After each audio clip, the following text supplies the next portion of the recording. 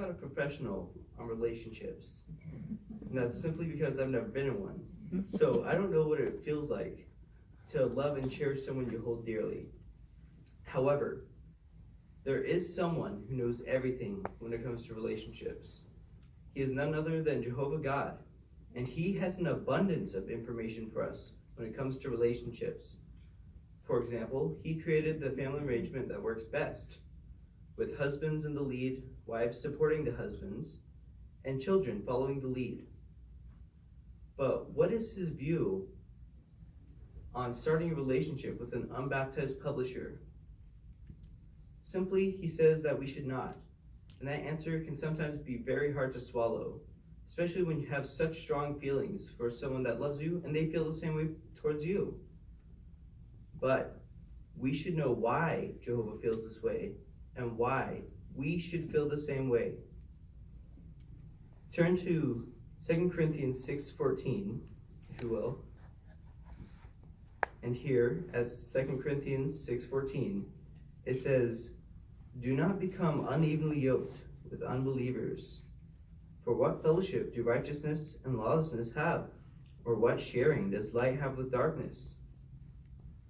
Notice here how the Apostle Paul is talking about not becoming unevenly yoked with unbelievers. Are unbaptized publishers unbelievers? Certainly not. They're making great spiritual progress in the congregation and following God's commands faithfully. And they're to be commended for that. But an unbaptized publisher is not a dedicated servant of God. They're still making spiritual progress in God's teachings, taking off the old personality and putting on the new one. 1 Corinthians 7:39 talks about marrying only in the Lord, which is only baptized publishers. So being dedicated to God would be a greater decision than dating and marrying someone. We wouldn't want an unbaptized publisher's reasoning or motivation for getting baptized to be dating someone they're interested in. If this were the case, then the baptized Christian would not have done so wholeheartedly. Now let's consider a different situation. What if someone has been raised in the truth for a long time and is an unbaptized publisher? Marriage is now a reasonable option, but they're still not baptized.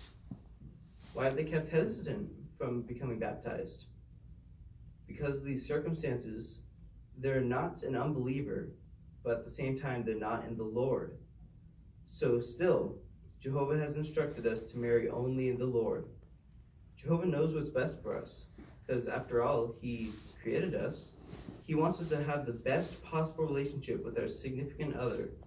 So he set up these principles and guidelines not to irritate us, but actually to help us, so that way we can have the best possible relationship with our significant other.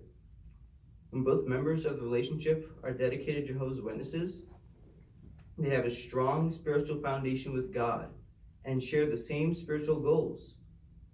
If it's otherwise, the unbaptized publisher may not share the same outlook as the baptized publisher and might possibly stumble the other's future goals of serving God. 2 Corinthians 6:14 talked about avoiding uneven yokes. But what is a yoke? It's a large wooden beam that stretches across the shoulders of two large animals, such as a cow.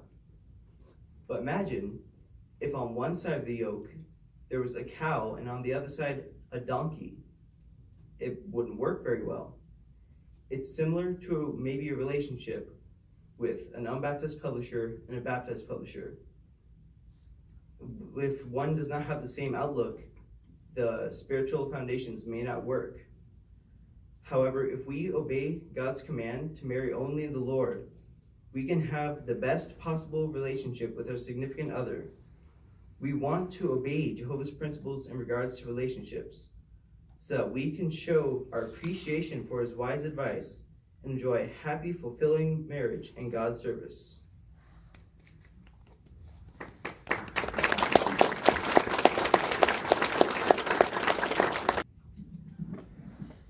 Thank you, Kohl. Very well put.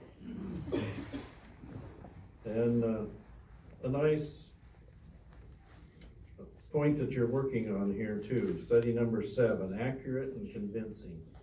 The information you presented was very accurate, and it mentions here that we should use trustworthy evidence. Obviously, you went to the scriptures, you considered the scriptures and reasoned on those scriptures. We can't get any more trustworthy than that. So that's the source that we want to use. You applied the material in the scriptures very well, and you reasoned on the evidence that the scriptures had. So it was very well put together, and we appreciate the your delivery of that information. I do want to commend you too. It wasn't necessarily what you were working on. Your eye contact with the audience while you were delivering the information, that was very good. And it's sometimes some subjects it's a little harder to do, and you did very well with this one. So thank you.